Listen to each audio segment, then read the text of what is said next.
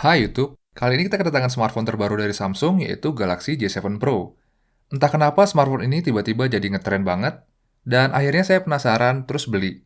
Setelah pemakaian beberapa hari, saya sudah buat 5 hal menarik tentang smartphone ini. Mau tahu? Yuk kita bahas bersama-sama.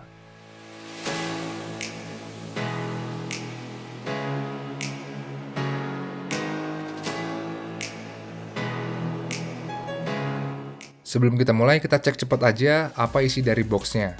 Ternyata di dalam box ini ada banyak loh isinya. Pertama, jelas ada HP-nya. Yang kedua ada kertas SIM ejector, kepala charger, USB cable, earphone, dan clear TPU case.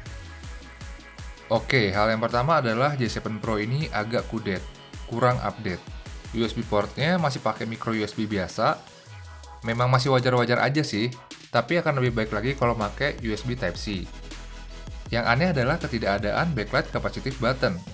Di seri A3 2017 yang lebih murah aja sudah pakai backlight capacitive button, dan saya cukup kecewa dengan absennya fitur satu ini.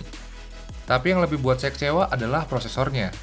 J7 Pro masih menggunakan prosesor yang sama seperti J7 Prime, Exynos 7870. Sebenarnya Exynos 7870 sendiri bukanlah prosesor yang jelek. Sudah berukuran 14 nanometer dan yang pastinya itu irit daya. Tapi yang jelas tidak terlalu kencang dan agak ketinggalan jika dibandingkan Snapdragon 625. Menurut teman-teman gimana nih prosesornya? Share di kolom komen ya. Yang kedua adalah build quality-nya. Kalau dipikir-pikir, jujur aja desainnya ini biasa banget. Full metal dengan garis antena. Tapi dengan sedikit kreativitas, Samsung bisa ngebuat desain antena band yang aneh kayak gini, jadi identitas tersendiri untuk smartphone Samsung. Pas pertama lihat emang agak jijik sih, tapi lama-kelamaan kok manis juga ya. Terus nggak lupa juga kameranya agak menjorok ke dalam, sehingga nggak akan ganjil saat ditidurin. So, good job untuk build quality-nya. Yang ketiga adalah layarnya. Layarnya mengalami peningkatan dari J7 Prime, soalnya kali ini sudah menggunakan teknologi panel AMOLED. Walau resolusinya sama, tapi penggunaan layar AMOLED jelas jadi nilai plus tersendiri. Warnanya jadi lebih asik karena pop banget, dan yang nggak kalah pentingnya, layar AMOLED ini bisa bikin baterai makin irit. Selain itu juga, J7 Pro bisa dipakein fitur Always On Display. Jadi layarnya makin kelihatan sedap dan nikmat gan. Yang keempat adalah kameranya. Saya yakin disinilah letak jualan utama dari Galaxy J7 Pro.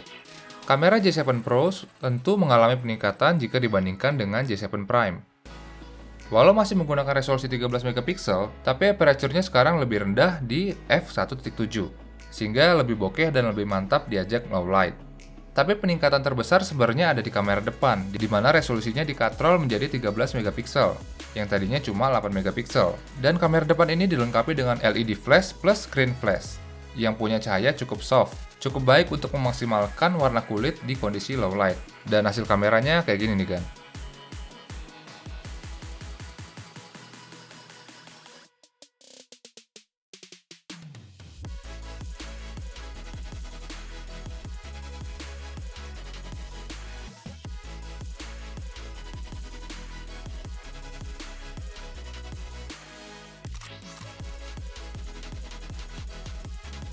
Yang kelima, seperti biasa kita ngomongin harganya ya. J7 Pro ditawarkan dengan harga 3,999 di toko resmi seperti OkShop dan Erafone. Tapi, kita bisa dapat harga yang lebih murah di toko online dengan kisaran harga 3,8 hingga 3,9 juta. Awalnya saya sempat bingung kenapa sih ditaruh di harga segitu. Memang kalau dibandingkan dengan J5 Pro yang cuma beda 500 ribu, tentu saya nggak akan mikir panjang untuk mengambil J7 Pro sekalian. Tapi dengan harga segitu, saya belum nemuin alasan yang pasti kenapa kita harus beli J7 Pro dibandingkan dengan smartphone yang lain. Yang pasti, saya akan coba nemuin jawabannya setelah pemakaian smartphone ini lebih lama beberapa hari ke depan. Jadi jangan lupa subscribe ya kan, untuk jadi orang pertama yang nonton review dari saya. Kalau menurut teman-teman, gimana nih J7 Pro? Worth it gak? Share di kolom komen ya.